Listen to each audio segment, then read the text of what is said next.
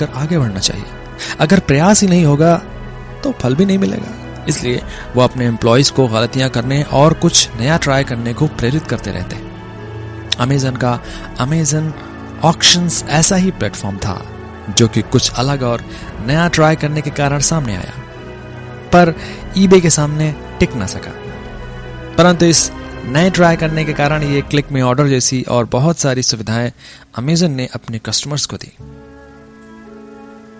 इसी कड़ी में अमेजन अपने उन एम्प्लॉयज को सम्मानित करता है जिन्होंने रिस्क लेकर प्रोडक्टिविटी बढ़ाने के लिए कुछ नया किया, और इनाम में बास्केटबॉल खिलाड़ियों के बेहतरीन नाइकी जूते देता है।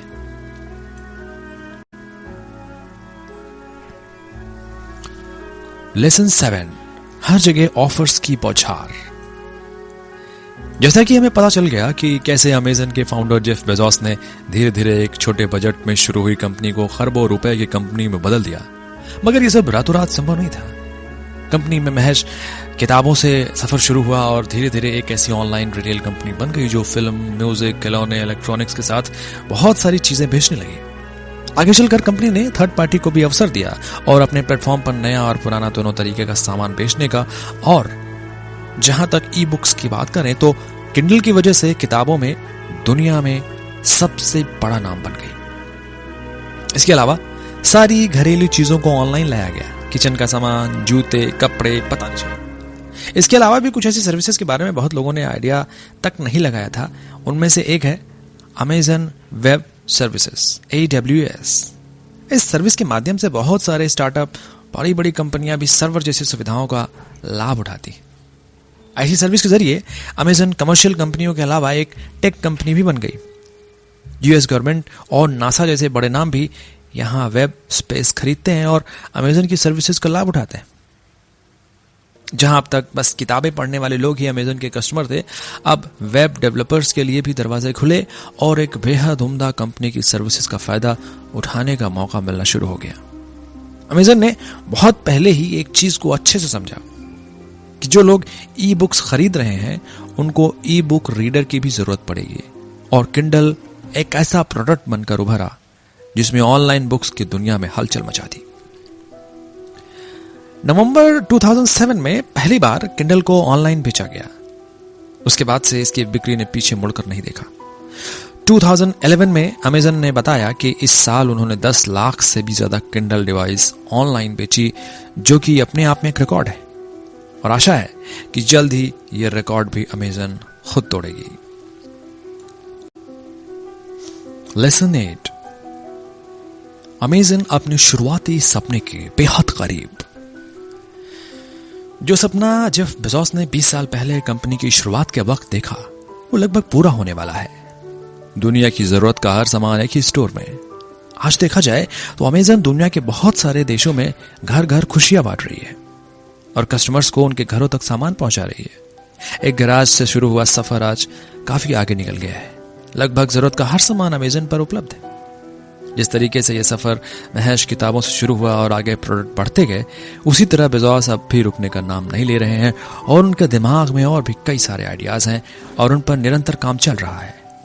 जेफ बेजोस अपने कस्टमर्स को उसी दिन डिलीवरी देना चाहते हैं जिस दिन उन्होंने ऑर्डर किया, और उसके साथ साथ अपने खुद के ही डिलीवरी व्हीकल्स और ट्रक्स का दस्ता शुरू कर दिया, जिससे कि थर्ड पार्टी पर निर्भरता कम हो। इसके अलावा बहुत सारे अलग प्रोडक्ट और सर्विसेज जैसे ग्रोसरी सर्विसों के लिए अमेजन फ्रेश, फिल्म के लिए Amazon film studio, 3D printer, और अमेजन ने खुद के मोबाइल फोन और टेलीविजन भी लॉन्च किए और वो बेच रहा है। जिस बड़े विजन के साथ कंपनी शुरुआत की गई, उसी विजन को बेजोस और बहुत आगे लेकर जाना चाहते हैं। उनका मानना है कि भविष्य में इंटरनेट एक बहुत बड़ी ताकत के रूप में सामने आ जाएगा और मैं वो सब कुछ करना चाहता हूं। मैं जो इस ताकत से कर सकता हूं और मानव सभ्यता के विकास में योगदान दे सकता हूं। बरसों की लंबी उपलब्धियों के बाद भी आज तक कंपनी नए नए विकल्पों की खोज में लगी रहती है और किस तरीके से और ज्यादा कस्टमर्स सेंट्रिक बना जाए और बचत का नुस्खा निकालकर अपने ग्राहकों को एक उम्दा अनुभव दिया जाए, यही कंपनी की कोशिश रहती है। ये सब जेफ बेजोस की दूरदर्शिता के बिना संभव नहीं था और आज कंपनी एक एवरीथिंग स्टोर के मुकाम के बेहद नजदीक है। तो इसका पूरा श्रेय बेजोस की बड़ी और लंबी कस्तूरी की सोच को जाता है। इसी वजह से ही आज कंपनी $75 बिलियन के सालाना टर्नओवर तक पहुंच गई है। कंक्लूजन, किताब का मुख्य सार, किस तरीके से एक कंपनी अपने कस्टमर्स की जरूरतों को बीच में रखकर उसके आसपास इस तरीके से विकसित होती है कि आप समझ नहीं पाते कि ऐसा कैसे संभव है। एक दूरदर्शी सोच और हमेशा आगे बढ़ने की विचारधारा की वजह से अमेजन एक $1 बिलियन कंपनी बन गई। छोटे छोटे नुकसानों को झेलकर आगे बढ़ना और रिस्क लेकर किस तरीके से नई चीजों को जोड़ना और उनसे प्रोडक्टिव विजन के साथ काम लेना, ये जेफ बेजोस ने पूरी दुनिया को दिखा दिया। इन तरीकों को आप जरूर आजमाइए।